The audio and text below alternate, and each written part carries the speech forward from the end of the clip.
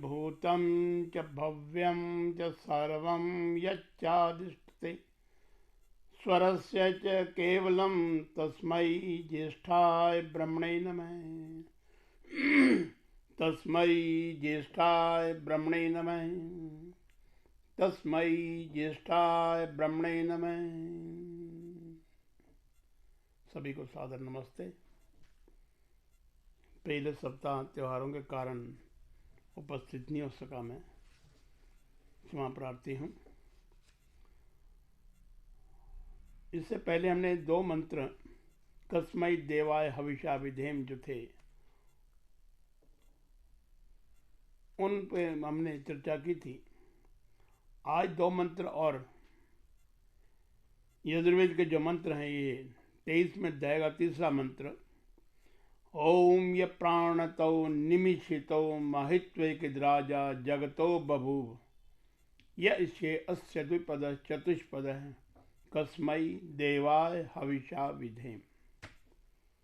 स्वामी जी इसका अर्थ करते हैं कि जो प्राण वाले और अप्राणी रूप जगत का अपने अनंत महिमा से एक ही विराजमान राजा है, जो इस मनुष्य आदि और गौ आदि प्राणियों की शरीर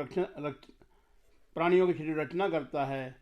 हम लोग उस सुख स्वरूप सकल ऐश्वर्य देने हारे परमात्मा के लिए अपनी सकल उत्तम सामग्री को अपनी उसकी आज्ञा पालन करने में समर्पित करके विशेष भक्ति करें। पहले मंत्रों में उन्होंने स्वामी जी जो मंत्र चयन किए या विनियोग किए, उसमें परमपिता परमात्मा का स्वरूप दिखा दिया। वो परमपिता परमात्मा बहुत ही एक ऐसा राजा है जिसका कोई भी इसका जैसे प्राय नहीं ढूंढ सकते आप।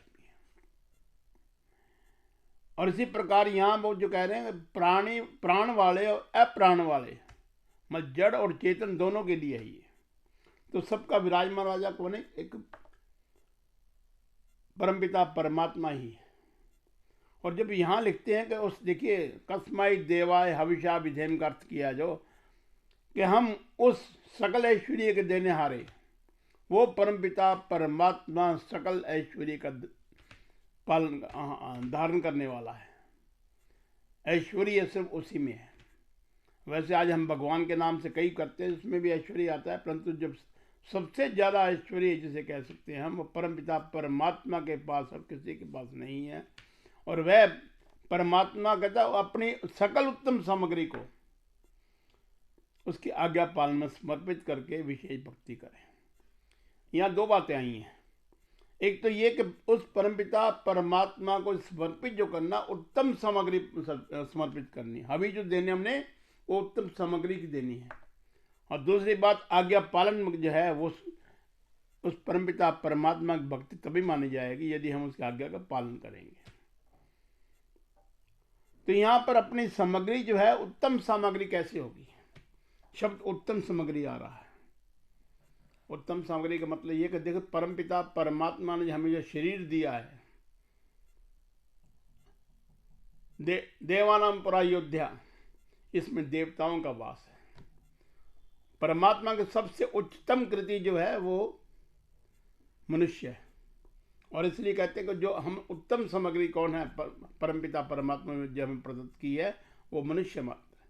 और मनुष्य का भी फर्ज यही बनता है, हमारा कर्तव्य यही बनता है कि हम अपनी सकल उत्तम सामग्री को, यौवन अवस्था जो सबसे उत्तम है, तो आप साधना करने शुरू करते हैं तो हम ये नहीं कहते कि बुढ़ापे में जा करना शुरू कर दो, अब फारग हो गए चलो कर लेंगे ना, ऐसा नहीं है।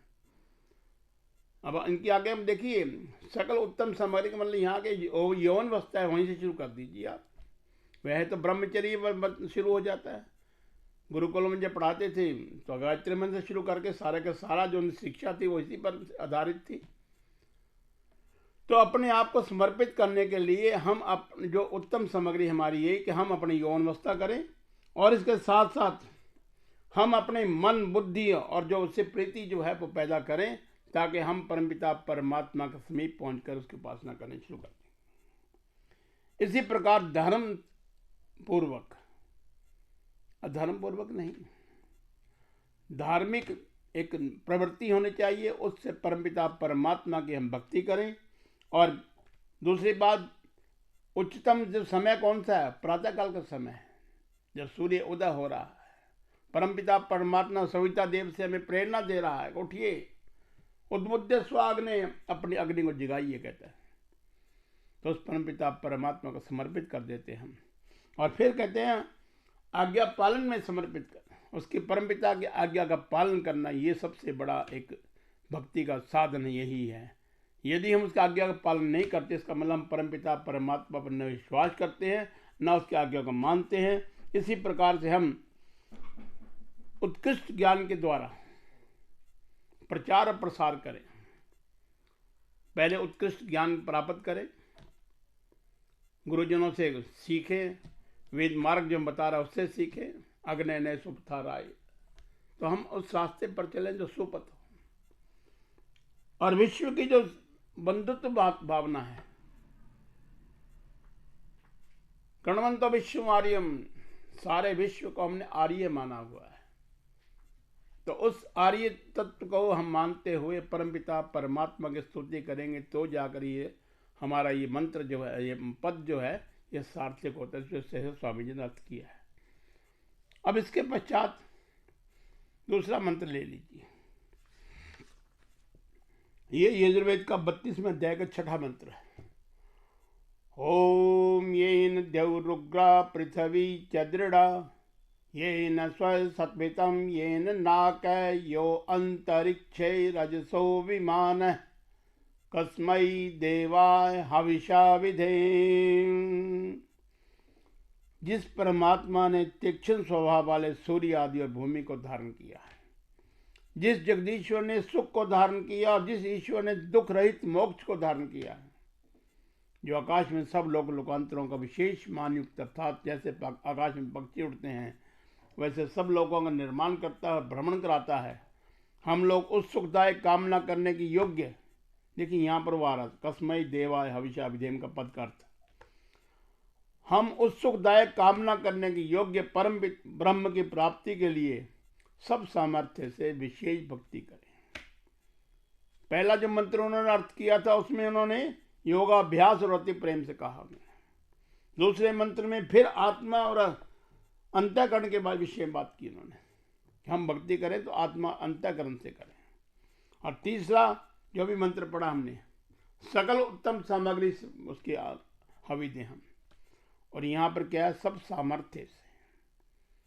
वो परमपिता परमात्मा, देखिए आदमी को समझा रहे हैं, मनुष्य को समझा रहे हैं कि तो है क्या चीज, नरकीटन। तो वास्तव में उस परमपिता परमात्मा ने सारे सूर्य आदि जितने भी ये हैं उनको धारण किया हुआ है, बहुत तीक्ष्ण स्वभाव वाले हैं। और इसी प्रकार दृढ़ जो है पृथ्वी, उसको धारण किया हुआ। कहने का तात्पर्य कि सारा ब्रह्मांड जो उन्होंने धारण किया हुआ है। एक मंत्र और आता है उसमें, आप सब जानते हैं आर्य समाज वाले, कि जो परमपिता परमात्मा जो हम देख रहे हैं वो तो इसका एक चौथा हिस्सा भी नहीं है।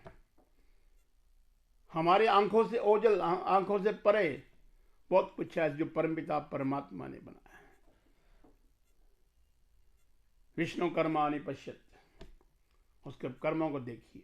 परमपिता परमात्मा तो एक ऐसी अथाह चीज, अनंत है, उसका कोई था नहीं है, कोई सीमा नहीं है, असीमित है वो। और फिर हमने कहा कि परमात्मा जो जिसने सुख को धारण किया हुआ है, परमात्मा के पास केवल और केवल सुख है, दुख नाम की चीज उसके पास है ही नहीं।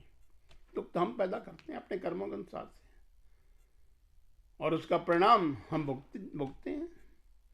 तो इस प्रकार से हम जब परमपिता परमात्मा से प्रार्थना करते हैं तो उस परमपिता परमात्मा को देखिए कि क्या परमपिता परमात्मा जिसने सारा संसार रचा है, और जिसने हमें कहते हैं जो आकाश में सब लोक लोकांतरों का, जितने लोक लोकांतर है, कुछ लोग हमारे नजरों में कुछ परे हैं, उनसे परे हैं, तो उसका जो परमपिता परमात्मा कैसे जिस प्रकार से आकाश में पक्षी उड़ते हैं और वो सब लोगों का निर्माण करता, भ्रमण कराता, सभी को विशेष योनियां हैं, जितनी पक्षी हैं वो अपने भ्रमण कर रहे हैं, मनुष्य जो भ्रमण कर रहा है, और जितने भी यहाँ प्राणी हैं, जितने भी योनियां हैं, वो सब अपने अपने ढंग से परमपिता परमात्मा के बनाए हुए विधान के अनुसार उस संसार का भोग करते हैं। तो यहाँ पर वो कह रहे हैं कि परमपिता परमात्मा जो सुखदायक है एक बात, और कामना करने की योग्य कौन है? सर वही है, वही सर परमपिता परमात्मा, उसकी कामना कीजिए, बाकी की कामना हमें जरूरत नहीं है। और उस पर ब्रह्म की प्राप्ति के लिए सब सामर्थ्य से, जितने हमारा सामर्थ्य है, देखिए सामर्थ्य की बात यह है कि जितना हम कार्य करते हैं, थक जाएं, हम हार जाएं, परमपिता परमात्मा की भक्ति करते करते थक जाते हैं, तो कई बाद में कहता है कि ये मंत्र है न ऋते श्रांत से सखाए देवा, वो जो हम इसे इंग्लिश में कहते हैं God helps those who help themselves. परमपिता परमात्मा उन्हीं की सहायता करता है जो पहले परिश्रम करते हैं। उनका आदेश है कि पहले एकदम चलो, उसके बाद मैं आपको साथ दे दूंगा। यदि हम निठल्ले बैठे रहें तो फिर क्या होगा, परिणाम देख सकते हैं। महाभारत में यही होता। महाभारत की गीता इसीलिए लिखी गई थी कि क्यों हम कर्मशील बने, उस परमपिता परमात्मा के बताए, और कर्मशील होना हमारा एक कर्तव्य है। बगैर कर्मों के आदमी जीवन नहीं रह सकता। तो इस प्रकार से हम उस परमपिता परमात्मा की आज्ञा का पालन करते हुए जितना हमारा सामर्थ्य है, उस सामर्थ्य अधिक परिश्रम करके परमपिता परमात्मा का सहायता लेकर हम आगे बढ़ें। तो इस प्रकार से हम उस परमपिता परमात्मा को हम भक्ति कर सकते हैं, उस परमपिता परमात्मा को हम हवि दे सकते हैं। ये है वास्तव में अर्थ, कस्मै देवाय हविषा विधे। धन्य स्वामी दयानंद जी, जिन्होंने ऐसे अर्थ किए कि हम सब की, जैसे कहते हैं, वो बुद्धि खोल दी उन्होंने। अरविंद घोष कहा करते हैं कि स्वामी जी के पास वेदों की कुंजी है, तो परमपिता परमात्मा ने उनको सामर्थ्य दिया, और वो सामर्थ्य के द्वारा हमें प्रसार करते हैं। अपना सारा जीवन उन्होंने इसी में व्यतीत कर दिया। जिए तो मनुष्य कल्याण के लिए जिए, और वो एक दीपक बुझ गया तो सारे के सारे दीपक जलाकर बुझे हैं वो। परंतु हम आज फिर उसी रास्ते पर चल रहे हैं। पाखंड आगे बढ़ रहा है, दिन ब दिन पाखंड बढ़ता जा रहा है। कुछ हम समझे, कुछ हमारे दूसरे भाई जो इस बात को नहीं समझ रहे हैं, उनके लिए मेरी प्रार्थना है कि परमपिता परमात्मा उनको सद्बुद्धि दे, सही मार्ग पर चले, पाखंडों को छोड़ दें, तो हमारा जीवन बड़ा सार्थक हो जाएगा। इस प्रकार से हम ये 8 मंत्र आते हैं, उस मंत्रों में परमपिता परमात्मा द्वारा प्रदत्त किए हुए वेद का ज्ञान जो है, 7 मंत्र यजुर्वेद से और 1 मंत्र ऋग्वेद से, इन मंत्रों के द्वारा हम परमपिता परमात्मा की स्तुति, प्रार्थना और उपासना का क्रम करते हैं। और इसके बाद जब हम अग्निहोत्र शुरू करते हैं तो पहले ये मंत्र बोले जाते हैं, उसके बाद अग्निहोत्र शुरू होता है। पहले हमने आचमन किया, आचमन के विषय में बात होगी। अब इसके बाद 8 मंत्र है, इसके विषय में बात होगी। अब इसके बाद हम करते हैं कि आगे जो क्रियाएं चल रही है वो कैसी हैं। सबसे पहले हम क्या करते हैं, दीपक जलाते हैं। क्यों जलाते हैं दीपक? दीपक जलाने का तात्पर्य यही है कि हे परमपिता परमात्मा, जिस प्रकार से तूने पृथ्वी में अग्नि, अंतरिक्ष में बिजली, विद्युत जिसे कहते हैं, और देवलोक में सूर्य चमका रहा है, प्रकाशित कर रहा है, उसी प्रकार से मैं भी यहाँ पृथ्वी लोक पर अपना एक छोटा सा दीपक जलाने की कोशिश कर रहा हूँ। आपसे प्रेरित हूँ मैं। जिस प्रकार आप अपना ज्ञान देकर सबको प्रकाशित कर रहे हैं, न तत्र सूर्य भाति न चंद्र तारकम, ऐसा मंत्र आते हैं कठोपनिषद, श्वेता उपनिषद में भी, एक और उपनिषद में आते हैं। तो इस प्रकार जब परमपिता परमात्मा प्रकाशित करता है, तब जाकर सारी दुनिया प्रकाशित होती है। सूर्य अपने आप में प्रकाशित लेने वाला नहीं है, वो तो परमपिता परमात्मा की जो ज्योति प्रदान होती है, सूर्य प्रातः काल जब उदय होता है। वैसे तो सूर्य कभी उदय नहीं हुआ, अस्त भी नहीं हुआ, केवल चलता ही रहता है। सिर्फ पृथ्वी की स्थिति ऐसे हो जाती है। तो उस प्रकार से हम जब परमपिता परमात्मा का जो नियम बनाया हो जब देखते हैं, तो हम सूर्य को प्रणाम करते हैं वास्तव में ये सूर्य, हम आहुति देते हैं सूर्य ज्योति, ज्योति सूर्य, उसका तात्पर्य यही है कि हे परमपिता परमात्मा, जो आप ज्योति प्रदत्त कर रहे हो, जो इन जितने भी हमारे ये सूर्य है, चंद्रमा, जितने भी हैं, अग्नि, जितनी सब, ये वो हम मंत्र में लिखा, अग्नि की तो बात ही क्या कहता है, जब वो भाषित होता है, जब वो प्रकाशित हो, सब प्रकाश हो जाता है। उसी प्रकार से हम ये तात्पर्य हमारा ये कि हे परमपिता परमात्मा, यहाँ पर अग्नि पृथ्वी लोक पर बैठा हुआ मैं थोड़ा सा प्रयास कर रहा हूँ, छोटा सा प्रयास, कि हम भी उसमें जो अंधकार है उसको दूर करने के लिए जिस प्रकार आपने चमकाए हों, इसी प्रकार से हम अंदर से अपने आप को चमकाएं। उस परमपिता परमात्मा के द्वारा प्रदत्त हमें जो ज्ञान दिया हुआ है, उस ज्ञान को फैलाएं।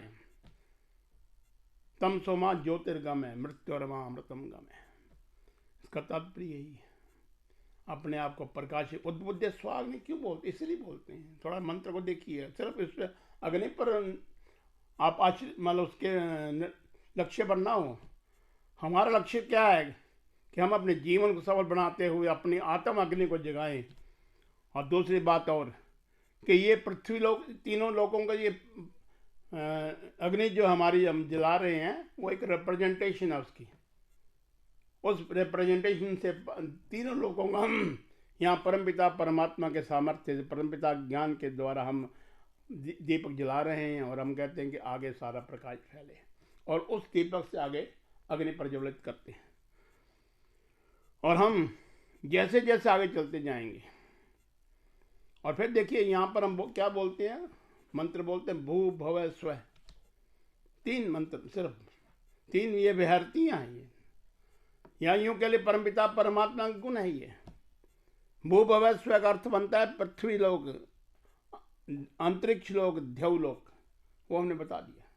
इसी प्रकार से हम उस परमपिता परमात्मा की सत्ता को स्वीकार करते हुए भू और भुवः, जो प्राणों से प्यारा हमारा, ये भू मतलब जो प्राणों से प्यारा है, और इसी प्रकार हम वो पालन करने वाला जो है, और तीसरा स्व, सुखदायक, उस परमपिता परमात्मा के तीनों गुण पालन कर, सृष्टि रचिता, सृष्टि रचने वाला, और उसके बाद उस सृष्टि को चलाने वाला, फिर सृष्टि को आगे संहार करने वाला। इस प्रकार से हमने इसके अर्थ कई और भी हैं, तो जैसे जैसे प्रकरण आता है उस अनुसार अंश करते हैं हम।